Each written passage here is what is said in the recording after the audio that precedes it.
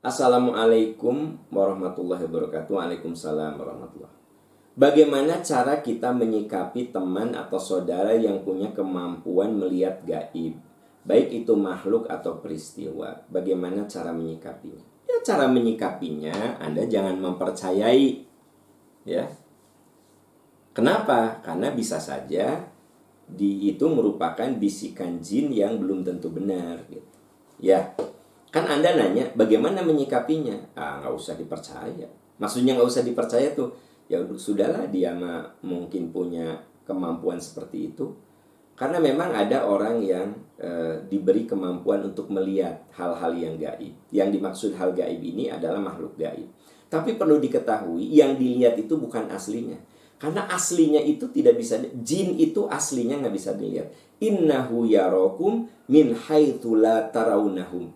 Sesungguhnya jin itu bisa melihat kamu dan kamu tidak bisa melihat mereka. Jadi aslinya jin itu tidak bisa kita lihat. Tapi ada yang bilang dia itu indigo, bisa melihat. Nah, itu yang dia lihat, bukan yang aslinya.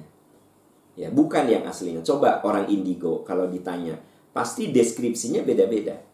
Jin yang kamu lihat itu apa? Ada yang menceritakan seperti binatang, ada yang menceritakan seperti manusia. Manusia juga deskripsinya beda-beda. Ada yang wah pokoknya tinggi lah, setinggi pohon kelapa gitu. Ada juga yang kecil kayak liliput begitu, ya kan gitu. Ada yang bilang matanya merah. Ada yang bilang nggak ada matanya, ya kan gitu.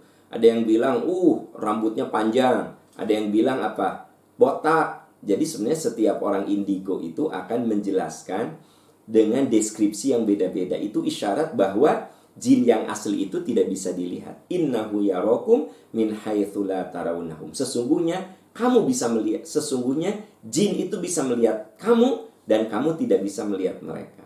Makanya Imam Asy-Syafi'i rahimahullah pernah berfatwa bahwa kufur orang yang mengaku-ngaku pernah lihat jin. Maksud kufur di sini artinya bohong kalau orang itu bisa lihat jin yang aslinya, Dan Imam Asy-Syafi'i rahimahullah, beliau mengutip ayat yang tadi saya bacakan. Innahu yarakum min haitsu la tarawnahum. Sesungguhnya jin itu bisa melihat kamu dan kamu tidak bisa melihat aslinya mereka.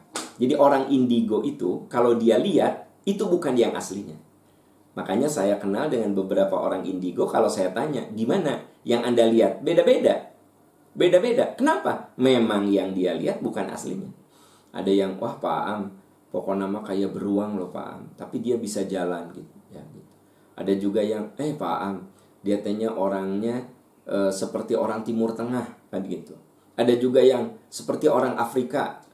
Ada yang bilang panjang rambutnya, dan seterusnya. Berarti kan beda-beda. Nah, kalau beda-beda, berarti memang betul apa yang Allah firmankan. Kamu tidak bisa melihat mereka. Jadi yang kamu lihat adalah bukan yang aslinya, gitu. Lalu bagaimana kalau orang indigo membuat ramalan? Ya kan Anda tahu hadis Nabi.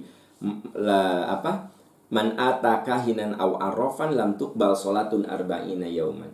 Siapa yang membuat ramalan mistik dan Anda percaya, maka dosanya sama dengan tidak sholat selama 40 hari. Ramalan itu ada 3. Pertama, ramalan ilmiah. Itu ramalan yang dilakukan oleh para ilmuwan tentang satu persoalan. Ramalan ilmiah. Diramal nih, kira-kira dampak COVID-19 ini secara ekonomi bagaimana. Diramal, kira-kira kapan obat COVID-19 ini ditemukan.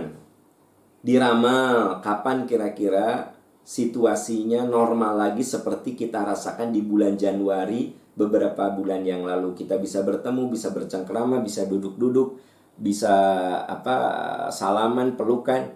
Nah, diramal kapan itu bisa terjadi, ya kan? Gitu. Setelah ditemukan vaksin, berapa lama vaksin ditemukan? Bagaimana proses uji klinis? Nah, itu ilmuwan yang bicara menggunakan prediksi ilmiah. Boleh nggak percaya sama prediksi ilmiah?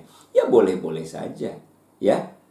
Pilot itu dia wajib percaya sama prediksi ilmiah karena dia boleh terbang ketika bagian cuaca itu mengatakan oke, aman untuk terbang. Berarti kan wajib percaya pilot itu. dengan prediksi ilmiah. Yang kedua, prediksi wahyu. Kalau prediksi wahyu itu Nabi Shallallahu Alaihi Wasallam membuat ramalan, ya. Misalnya beliau mengatakan sayati ala nasi zamanun, nanti akan datang pada manusia suatu masa di mana pada masa itu la yabqa minal qur'ani illa rasmuhu. Quran banyak tapi tidak dibaca. Di rumah itu Quran tuh ngederet tapi nggak dibaca. Ya.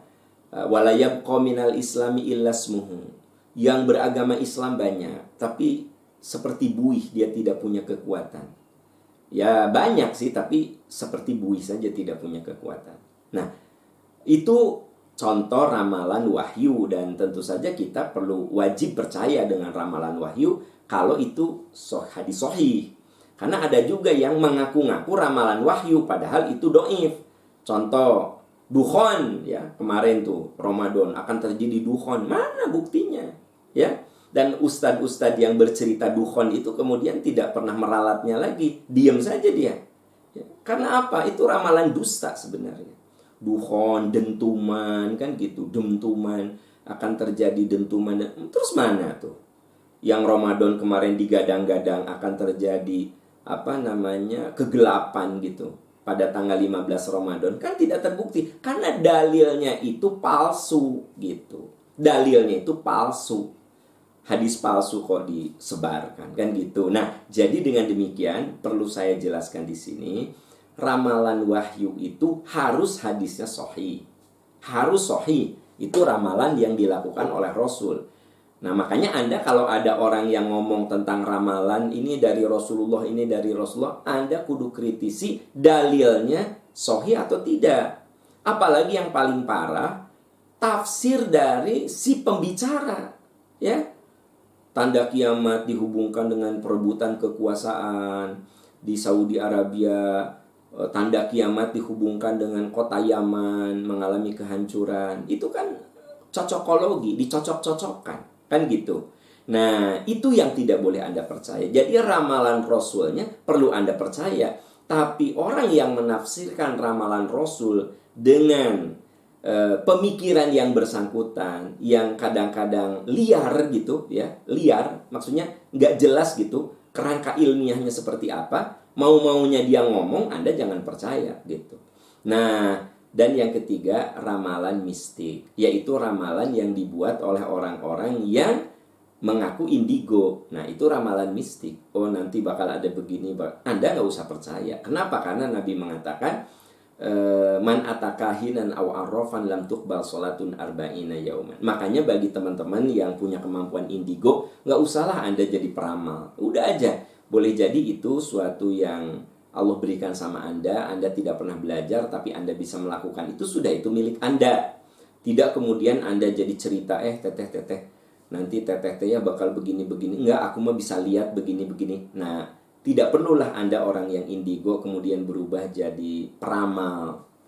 Jangan sampai kemampuan indigo Anda membawa kepada kemusyrikan. Ada orang yang nanya, Pak Am, kenapa ada orang tertentu diberi kemampuan indigo? Itu ujian bagi dia.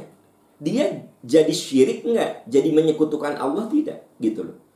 Karena tidak sedikit orang yang karena dia punya kemampuan indigo jadi peramal gitu loh. Membuat orang menyekutukan Allah. Membuat orang oleh dia diseret ke dalam kemusyrikan.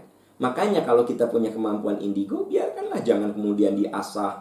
Apalagi kemudian Anda sengaja meramal, orang nggak nanya, nggak apa, cuma teteh udah nikah belum? Belum. Kalau dalam penglihatan saya ya, teteh itu dihalangi. Nah, coba ngapain gitu? Orang nggak nanya, kemudian dia langsung ngomong begitu. Nah, itu sebenarnya si orang-orang tadi menjadi budak-budak setan. Anda lihat di dalam surat Jin ayat 6. Innahu kana rijalu minal insi ya'udzuuna birijali minal jin fazaduhum rohaqa. Hati-hati nih teman-teman ya, Anda yang punya kemampuan indigo melihat makhluk gaib, walaupun yang Anda lihat itu sebenarnya bukan yang aslinya, tapi jangan salah loh, jin itu akan bisa saja menjadikan Anda sebagai budak dia. Jin itu bisa menjadikan Anda jadi budak dia.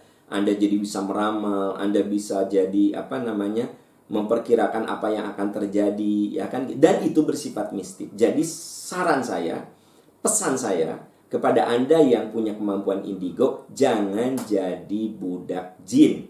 Jangan jadi budak setan. Coba Anda lihat dalam surat jin, innahu kana rijalu minal insi ya'udzuuna birijali minal jin fazaduhum rohaqa. Ada manusia yang minta tolong kepada jin dan itu semakin menambah dosa.